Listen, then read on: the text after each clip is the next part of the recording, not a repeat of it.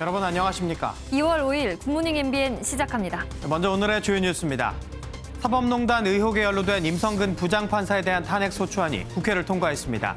헌정사상 첫 법관 탄핵에 여당은 사법부 견제로 평가한 반면 야당은 법관 길들이기라고 강하게 비판했습니다. 임성근 부장판사 측은 김명수 대법원장이 지난해 5월 국회를 의식해 사표를 수리하지 않았다며 대화 녹취록을 공개했습니다. 대법원장의 거짓말 논란과 고위 법관의 녹음에 대해 일선 판사들은 참담하다는 반응을 보였습니다.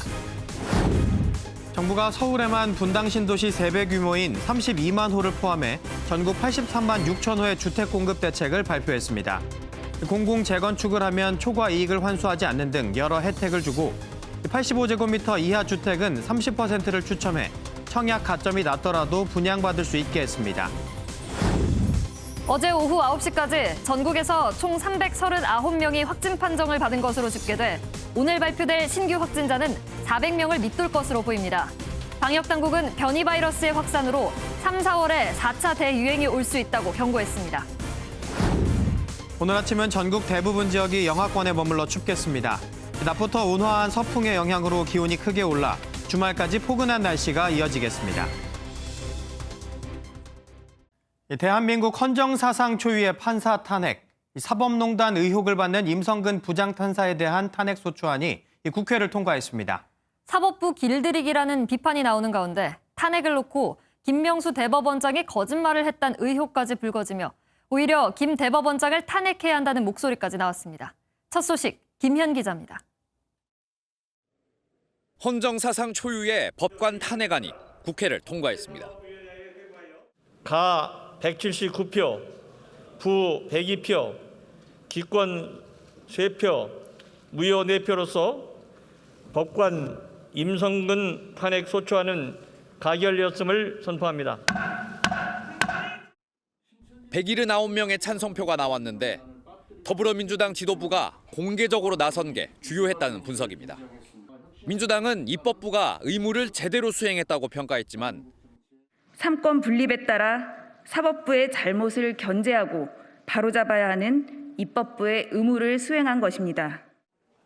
국민의힘은 의석수를 앞세운 사법부 장악 시도라며 거세게 반발했습니다. 오늘 법관 탄핵은 아무런 실익도 없습니다. 오로지 본보기식 길들이기 탄핵입니다.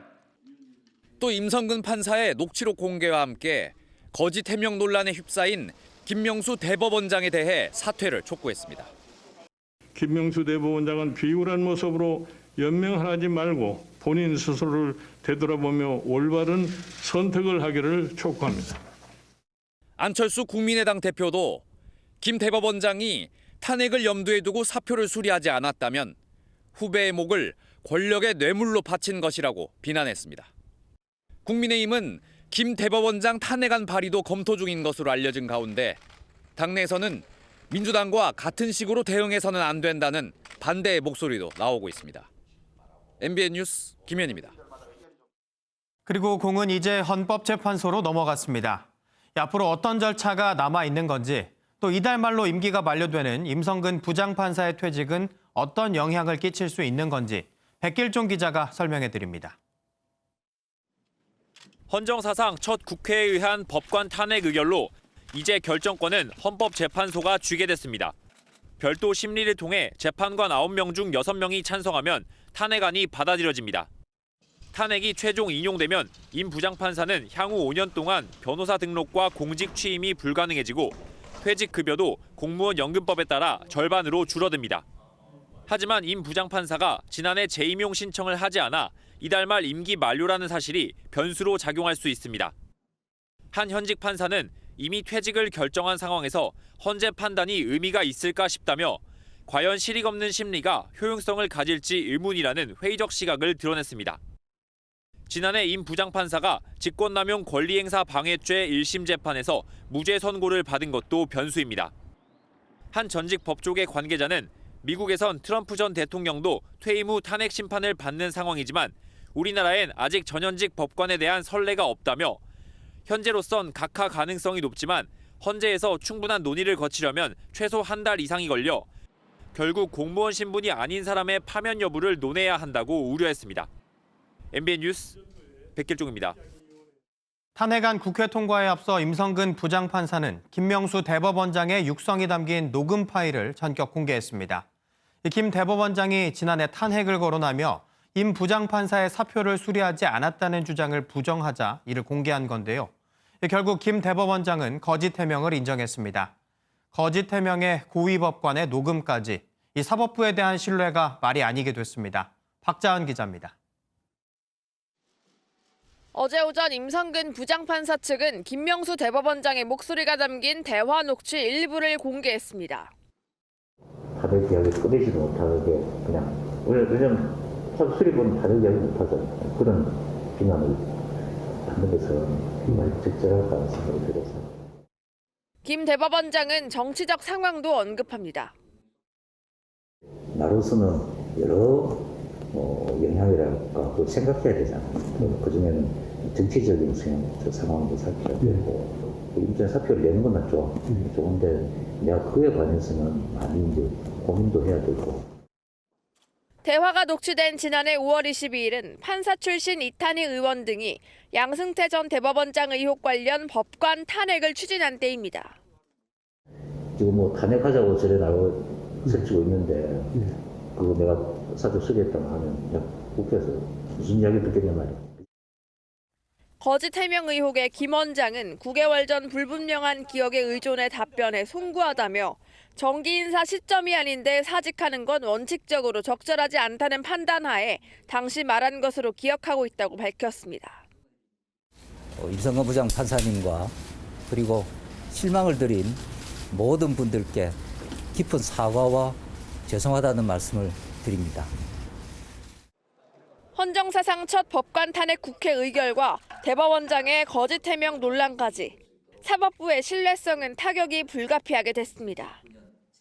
MBN 뉴스 박자은입니다. 집단 감염이 발생한 서울 헌팅포차 확진자들이 근처에 있는 다른 술집까지 방문한 사실이 드러나 비상이 걸렸습니다. 이런 가운데 신규 확진자는 어제 0시 기준으로 400명대를 기록했습니다. 강세현 기자입니다. 서울 광진구 헌팅포차발 코로나19 집단 감염이 이어지고 있습니다. 헌팅포차를 방문한 손님과 가족이 추가로 확진 판정을 받으며 확진자는 50명을 넘어섰습니다. 특히 일부 확진자들이 다른 술집과 PC방까지 방문한 사실이 드러나며 방역당국이 긴장하고 있습니다.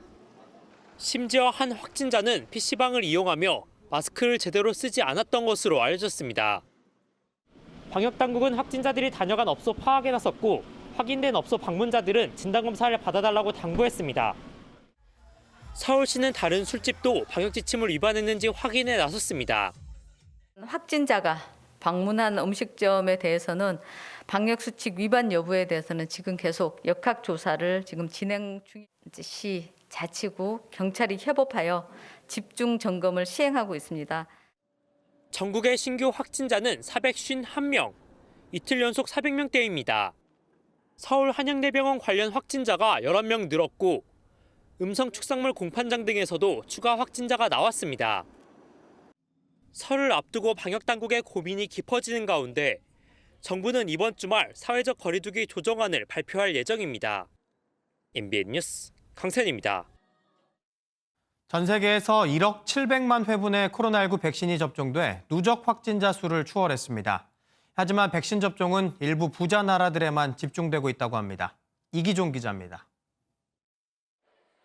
국제 통계 사이트 아워 월드인 데이터 등에 따르면 전 세계 70여 개 나라에서 코로나19 백신 1억 700만 회분이 접종됐습니다. 접종 횟수가 누적 확진자 수 1억 500만 명을 넘어선 겁니다. 다만 2차 접종이 필요한 만큼 전체 접종자 수는 이보다 적습니다. 인구 대비 접종 횟수가 가장 많은 나라는 이스라엘로 10만 명당 6만 회분이 투여됐습니다. 아랍에미리트가 3만 6천 회분, 영국 1만 5천 회분, 미국이 1만 회분을 접종했습니다. 백신화를 겪는 유럽연합은 평균 10만 명당 3천 회분으로 집계됐습니다. 하지만 치명률이 전 세계 평균보다 훨씬 높게 나타난 아프리카에는 백신 접종이 거의 이루어지지 않고 있습니다. Unfortunately, also in Africa, 93,000 individuals have died from the COVID-19, and leading to a case fatality rate of 2.6%. So again, the global case fatality rate is 2.2%. 백신의 공평한 분배를 위한 코백스 프로젝트를 추진하는 감염병 혁신연합은 생명을 구하는 매개물을 일부 부국만 마음대로 사용해서는 안 된다고 밝혔습니다. 이런 가운데 이스라엘의 접종 사례 50만 건을 분석한 영국 이스트 앵글리아대 연구진은 화이자 백신 1회 접종 21일 후에 면역 효과가 90%로 나타났다는 연구 결과를 발표했습니다. 연구진은 한 차례 접종으로도 높은 효과를 낸다고 볼 수 있지만 지속 기간은 확인할 수 없었다고 전했습니다. MBN 뉴스 이기중입니다. 어제 0시에서 오후 9시까지 전국에서 339명이 코로나19 신규 확진 판정을 받았습니다. 전날 같은 시간 집계보다 76명 적은데 수도권에서 249명, 비수도권에서 90명 나왔습니다. 완만한 감소세를 보이던 3차 대유행이 IM 선교회발 집단 감염 등의 여파로 증가세로 돌아선 가운데 오늘은 300명대 중후반을 기록할 전망이지만 갑작스런 집단 감염이 발생하면 400명 안팎까지 늘어날 수도 있습니다. 어제 대정부 질문에는 15년 만에 모습을 드러낸 의원도 보였습니다. 바로 홍준표 무소속 의원인데요. 15년 전 이해찬 당시 총리와 거친 공방을 주고받았던 홍 의원은 이번에는 정세균 총리를 상대로 맹공에 나섰습니다. 최용규 기자입니다. 지난 2005년과 2006년 대정부 질문 당시 이해찬 국무총리와 거친 설전을 주고받으며 전국적으로 유명해졌던 홍준표 의원. 총리하고 브로커처럼 그래 어울려 골프 친 일이 없다 이겁니다. 브로커하고는 놀아한 적 없어요. 놀아왔잖아요 골프 치고. 언제 놀았어요? 그리고 15년 만에 대정부 질문에 나선 홍 의원은 장애물은 피해가야 하는 것이 아니라 돌파하는 것이라며 이번에는 정세균 총리를 상대로 맹공에 나섰습니다. 대선 후보 경선에 나가려고 하다 보니까 좀 그래 됐죠. 본인 말씀을 혹시 하시는 건 아닌지 모르겠습니다. 안 나가십니까? 지금 저는 코로나19와 싸우느라고 정신이 없습니다. 부동산 문제에 대해서는 전 정권 탓을 하지 말라며 날을 세웠습니다. 문재인 정권이나 노무현 정권은 사실은 그 이전 5년, 10년 전에 주택에 대한 정책들의 결정물이 그렇게 된 것이다. 이렇게. 경복궁 무너지면 대원군 탓하면 되겠네. 대원군은 너무 기간이 길죠. 시종일관 신경전을 벌이던 홍 의원은 잘해보라는 덕담으로 15년 만에 복귀전을 마무리했고 정 총리도 웃음으로 화답했습니다. MBN 뉴스 최영규입니다. 국회 외교통상위원회가 오늘 정의용 외교부 장관 후보자에 대한 인사청문회를 실시합니다. 북한 원전 논란이 주요 쟁점이 될 전망인데 야당은 문건 작성 당시 청와대 국가안보실장이었던 정 후보자가 관련 문건을 받았는지 청와대가 사전에 문건 작성 여부를 알고 있었는지 등을 놓고 총공세를 펼칠 것으로 보입니다. 여기에 정 후보자가 2005년 서울 용산 소재 빌라를 임대한 뒤 2년치 월세 1억 800만 원에 대한 세금을 납부하지 않았다는 의혹과 함께 배우자에게 증여세를 탈루한 의혹 등 도덕성 검증도 이루어질 전망입니다. 어제 문재인 대통령이 바이든 미국 대통령 취임 14일 만에 첫 정상통화를 했습니다. 한미 정상은 북한 문제 해결을 위해 긴밀히 조율하기로 합의한 가운데 백악관은 대북 정책은 아직 검토 중이라고 밝혔습니다. 신재우 기자가 보도합니다. 어제 오전 8시 25분부터 57분까지 32분간 바이든 대통령과 통화한 문재인 대통령. 취임 14일 만으로 2000년대 기준으로 역대 대통령 가운데 가장 늦은 통화인데 청와대는 시기보단 내용이 중요하다는 입장입니다. 청와대는 두 정상은 이번 통화에서 조속히 포괄적인 대북 전략을 함께 마련해야 한다는데 공감대를 형성했다고 밝혔습니다. 문 대통령은 한미가 한반도 비핵화 및 항구적 평화 정착을 진전시키기 위해 공동 노력해 나가자고 했습니다. 바이든 대통령은 한국과 공통 목표를 위해 긴밀히 협력해 나갈 것이라고 했습니다. 백악관도 두 정상은 북한 문제를 긴밀히 조율하기로 합의했다면서 북미 정상회담 개최와 대북 정책 관련해선 아직 검토하는 단계라는 원론적인 입장을 밝혔습니다. President Biden told President Moon last night that review is underway and that we will consult closely with our allies, particularly the ROK and Japan, in doing that. 한미 정상은 코로나 상황이 진정되는 대로 직접 만나 한반도 현안 등을 논의하기로 했습니다. MBN 뉴스 신지우입니다. 월성원전 1호기 경제성 평가 조작 의혹을 수사 중인 검찰이 백운규 전 산업통상자원부 장관에 대해 구속영장을 청구했습니다. 원전 조기 폐쇄 과정에 백 전 장관이 부당하게 개입했고 산업부 공무원 3명에게도 관련 자료 삭제를 지시했다는 혐의가 적용됐습니다. 김보미 기자가 보도합니다. 검찰이 백운규 전 산업통상자원부 장관에 대해 구속영장을 청구했습니다. 지난달 25일 백 전 장관을 피의자 신분으로 불러 조사한 지 열흘 만입니다.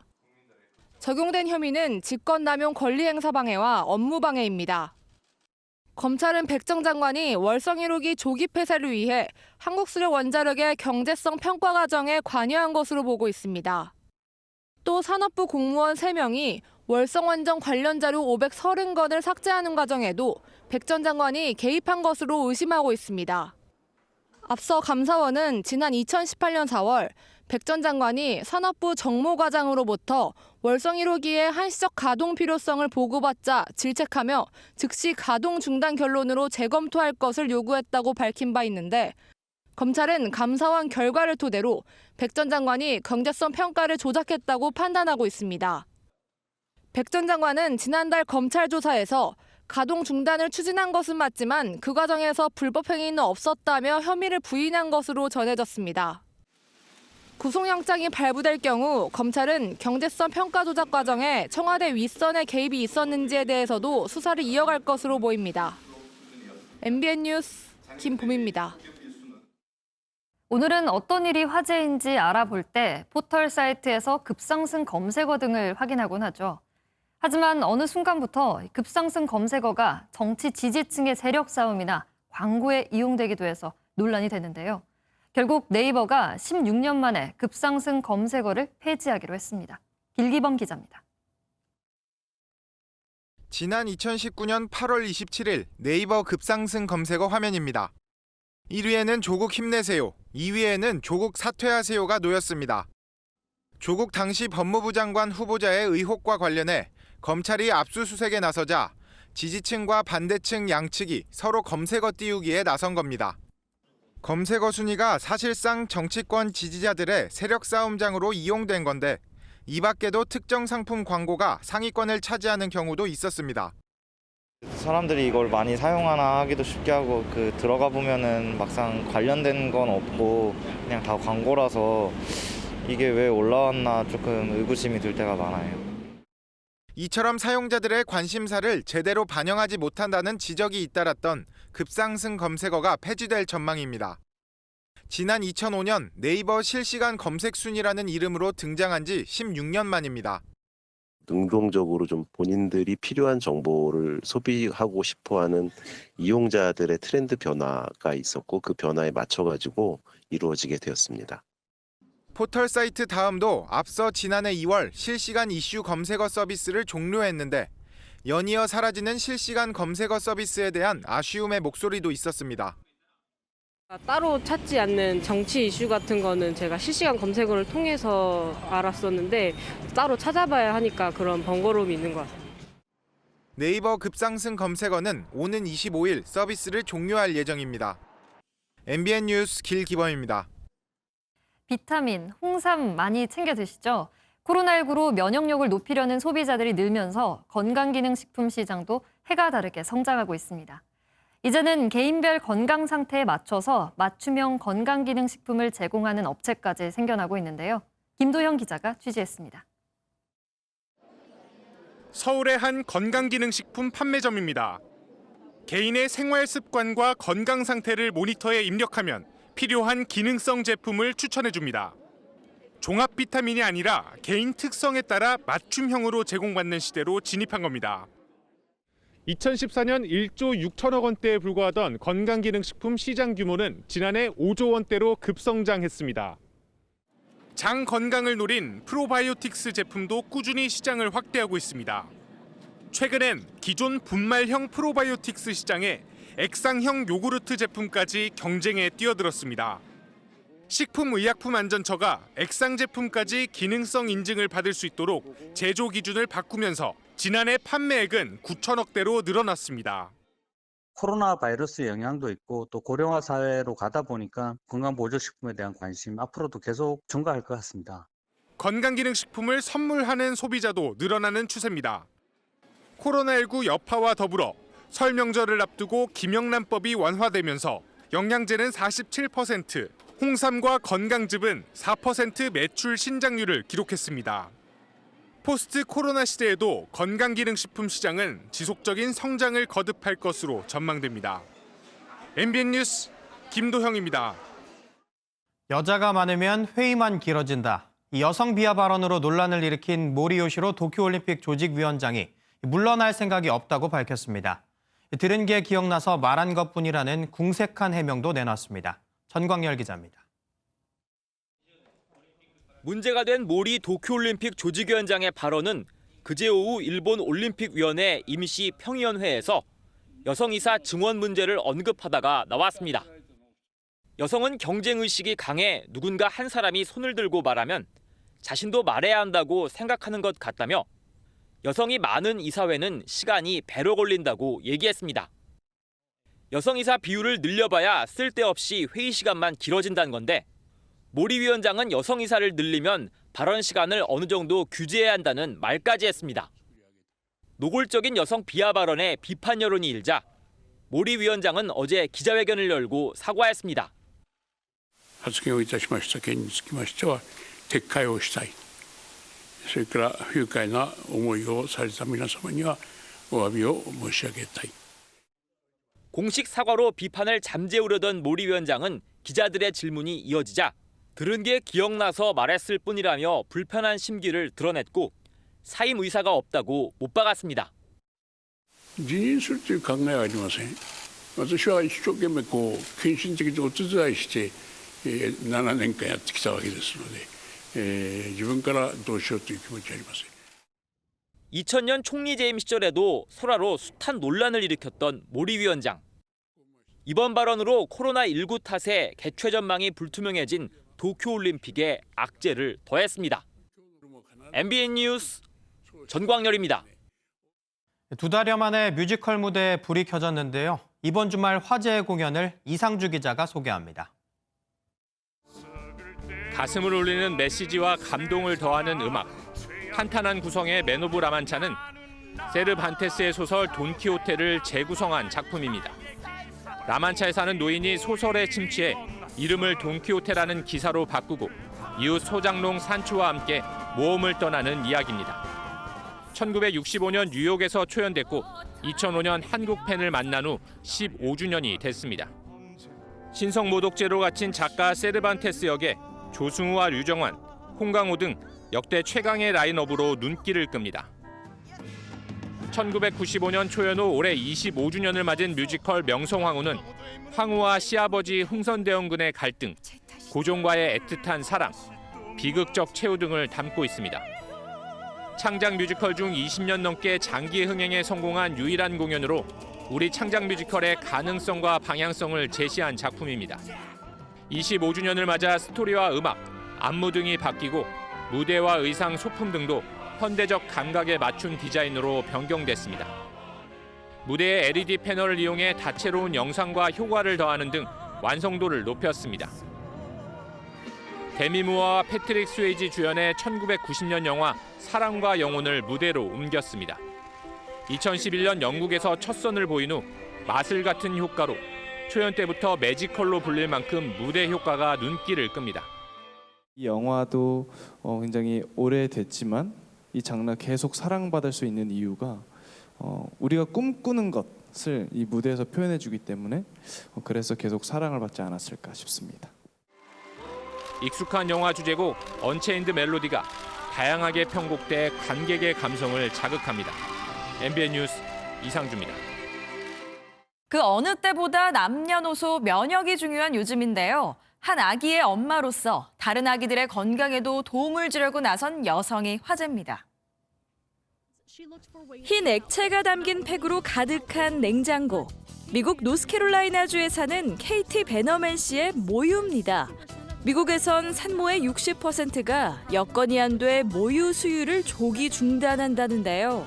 이들을 돕고자 자신의 아이에게 먹이고 남는 걸 모았다가 벌써 200리터 이상이나 기부하고 있는 겁니다. 모유엔 코로나19를 포함해 신생아의 면역에 중요한 항체가 들어있죠.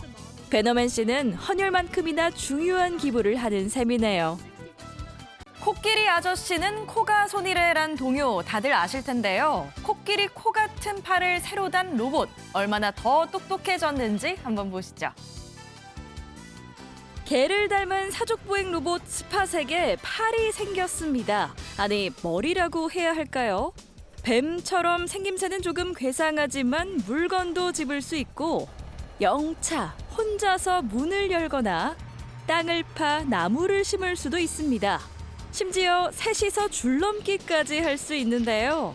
한 대당 75,000달러, 우리 돈 8,300만 원 정도인 스팟은 현재 광산과 유전, 발전소 같은 위험한 현장에 투입돼 똑똑하게 제 몫을 해내고 있답니다.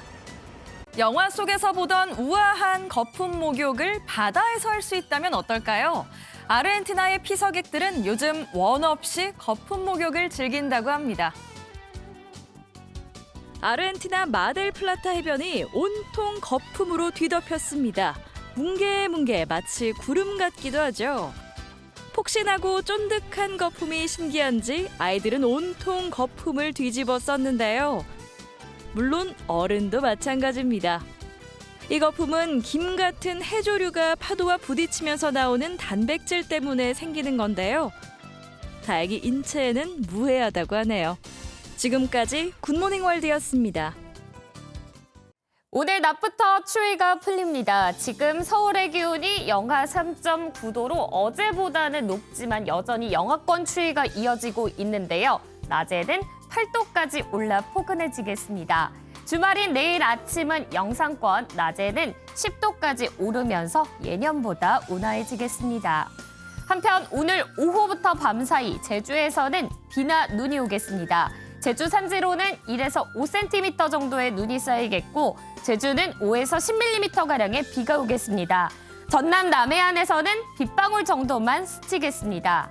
위성 영상입니다. 지금 전국이 대체로 맑은데요. 점차 구름이 많아지겠습니다. 오늘 공기는 깨끗하겠습니다. 제주에서는 오후부터 밤사이 비구름의 영향을 받겠습니다. 한편 영동에서는 건조경보가, 동해안을 따라서는 건조주의보가 발효 중입니다. 여기에 동해안을 따라서는 바람까지 강하게 불어 불씨관리에 각별한 주의가 필요하겠습니다. 오늘 아침 기온 중부지방은 어제보다 높게 출발하지만 남부지방은 어제보다 오히려 기온이 떨어졌습니다. 한낮에는 서울 8도, 강릉 10도, 대구 9도까지 오르겠습니다.